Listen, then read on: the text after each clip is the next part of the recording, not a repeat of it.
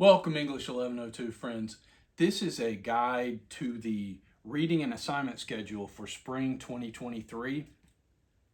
What this video should do is give you a sense both of the flow of the class, how the work will go week by week, what week by week will look like, and when things are due, what those things are going to look like, what the basics of those assignments, the basic structure of those assignments. So as you can see, first let me say there's 7 exams in this class. The way that we will take those exams is on exam day, and those dates are listed on the schedule. On those days, you'll have about 8 hours, usually around noon to 8, but if you need an alternate time, just let me know and we can work that out. But on exam days, I'll make those exams visible sometime right around lunchtime, right around noon. You'll have until 8, 9 in the evening. You'll have a full 8 or 9 hours to complete those. Again, if you need alternate time, since this is an online class, just let me know. But the dates are visible to you now. You know when those dates are coming. The other 2 assignments that are due are the bibliographic essay and the research paper. Again, those due dates are listed on there as well. The way that the exams work is we read several modules worth of readings, and then we take an exam over them. And what you can see here is there is in a sense, for the first week, beginning on the 11th. Today is the 9th is just a day for introduction to the course, for you to you look through the modules, you watch this video and the syllabus video, you get acclimated to the course. This course is really set up almost like it's a Tuesday, Thursday course. We'll start on the 9th and the 11th, just because of Martin Luther King Day. So for the week of January 9th through the 11th, you will go into the week of January 9th through the 11th module, but you'll see innocence and experience, and you'll go through those readings. If you'll notice, in almost all of these, there is a first reading that is underlined. That is because it is a short story. You'll read it. All of the readings are about some theme. The first theme is innocence and experience, coming of age. So you will read those. The second week, you'll only have 1 day because of Martin Luther King Day. So you will do Tunneling to the Center of the Earth, the story by Kevin Wilson, and then these few other poems. The other thing that the reading assignment schedule is good for is all of the terminology is on here that you will apply, and the terminology is on a certain day because it is relevant to a certain day. Buildings Are Mine, which is a coming of age story, is on here with Tunneling to the Center of Earth. Tunneling to the Center of the Earth, where there's coming of age, narrator, stanza, relevant, some basic literary terms relevant to those days. Then you will go through the work and labor module and the intoxication and play module on January 23rd and January 25th.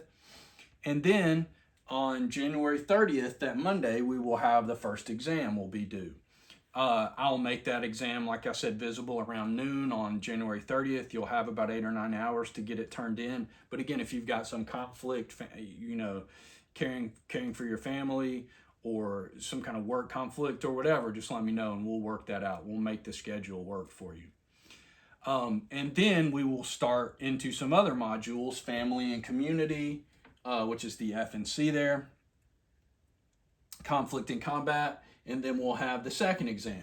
And that's really how the exams will work. The first, third, 5th, and 7th, all the odd exams are short answer exams. I will give you about a dozen questions. You will pick 8 of those. So you'll pick 8 of the 12, and you will write a short answer, 3 to 7 sentences a piece. Some people choose to write a little more because they want to fully explain the concept or answer the question. What I grade for on those short answer exams is you demonstrating your knowledge of the text, whether it's a story or a poem or something like that, combined with you answering the question with detail and specificity. You're giving clear, specific answer. You're using clear, specific, detailed language about the text that you're writing about, whatever that text is. So all the odd number exams, 1, 3, 5, 7, are short answer exams, including the midterm, which is number 3, and the final exam, which is exam number 7. The even exams, 2, 4, 6, are all short essay, and by short essay, I mean 500 to 600 words.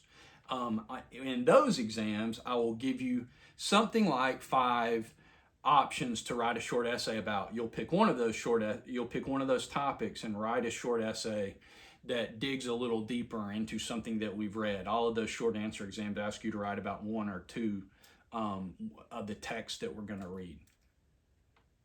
You can see as you roll through the semester, you've got the nature and settings module, the Gothic and grotesque module. The midterm exam is there on the 6th, and then you've got exam number 4, which is due on March 13th, about the nature and settings in Gothic and grotesque. Exams number 3 and number 7, the midterm and the final, are, like I said, they're both short answer exams where you'll pick 8 questions to answer, but they are both terminology exams. So the exam number 3 covers all of the terminology before March 6th. And the terminology is all of these terms that are in all caps, surrounded by asterisks, and bolded as you go through. So like exam number 3 covers foreshadowing, grotesque, setting, antihero, abode, all of those terms. And again, those terms are on a specific day because they're relevant to the text on that day. And then the final exam on which will be due on Wednesday, May 3rd, it will cover the terminology from the midterm to the end of the class. So nothing's cumulative. We're just rolling through 2 or 3 units of readings and then taking an exam, or rolling through the first half of the semester of terms and then exam 3, second half of the semester terms, and exam number 7.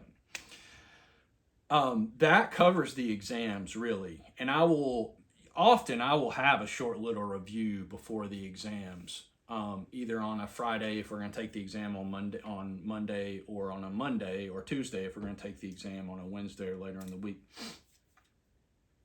That gives you a format of the exams. The exams are 10% apiece, so if you add that up, that gets you to 70% total. Mixed in there, the other 30% of the grade is the bibliographic essay, which is due on February 6th, and which is about 1,000 words. You see it right there. And then on the same topic, you will pick one topic and use it both for the bibliographic essay and on March 27th for the research paper that's due. And sometime during that week of March 20th, I will want to meet with each of you individually, talk you through where you stand grade-wise, but also writing your research paper to make sure that you're succeeding on that. The bibliographic essay and the research paper are each 15% apiece. That gets you to 30%. That's the total of the grade. So you got 70% with the exams, 30% with the research assignments. The topics for the research assignment, if you jump back into the table of contents in the course, all of that research assignment information is down here where it says research project and guidelines. And one of the things that you want to do during this first week, the week of January 9th, is jump into the research topics master list, and you will see that all of the research topics are organized organized under the same headings as the readings: innocence and experience, family and community, gender and sexuality, conflict and combat. Don't pick one of those. The actual research topics are the things under there, like the exorcism of Annalise Michel, or the Black Panther Party, or the Equal Rights Amendment, or the 1961 Goldsboro B-52 plane crash in North Carolina.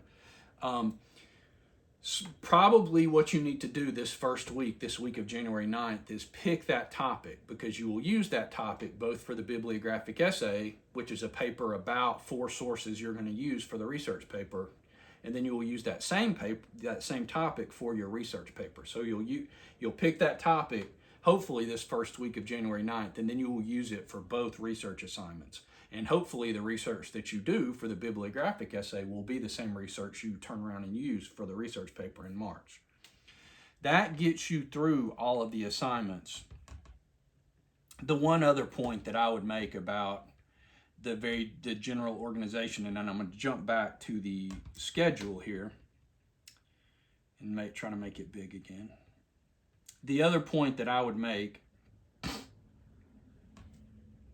is that you can see that when we read a couple of modules of readings, characters and relationships. You see this CNR right here: characters and relationships, gender and sexuality, ethics and morals. And then we have exam 5. So we've gotten into April here. Spring break is that first week of April. Exam number 5, one of those multiple choice exams, will cover characters and relationships, ethics and morality, and gender and sexuality. So that's all the readings that'll be covered in that exam.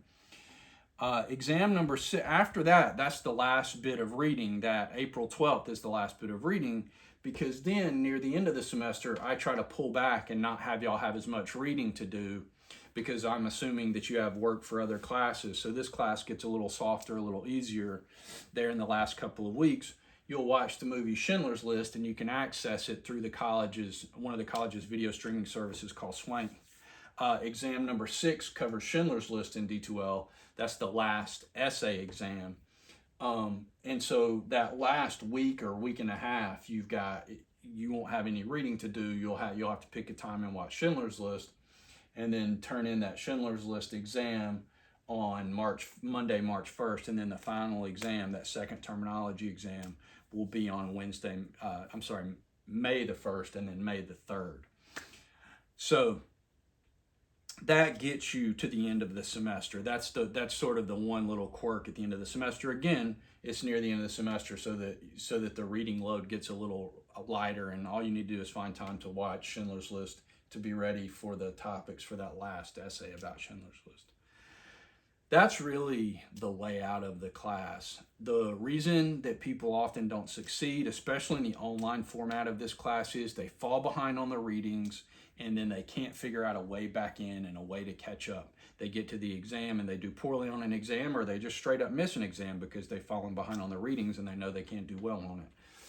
If I can do anything to help you, so please don't fall behind on the readings, and if I can do anything to help you not fall behind on the readings, please let me know. I'll be happy to help you. I'll be happy to work with you. If we need to make an alternate time for the exams, or if you stumble and fall behind at some point in the semester, let me know. We'll sort that out. I'm happy to work with you. This is an online class, so we can be a little flexible. And the class is not paced to go fast. So if you fall behind, if you have a bad week, well, take the weekend and catch up and you're okay. If I can do anything to help you, or if you've got questions about the specifics of the exam or the flow or the rhythm of the class, please don't hesitate to email me and be in touch. And I can answer your questions over email, or we can set up a Zoom session and I can walk you through anything and clarify anything that you need me to. I hope this is helpful and gives you just a general introduction to the rhythm and the flow, both of the readings and the assignments. Again, if you have questions, don't hesitate to be in touch. I hope you all are having a good beginning to 2023, and I look forward to having y'all in class this semester.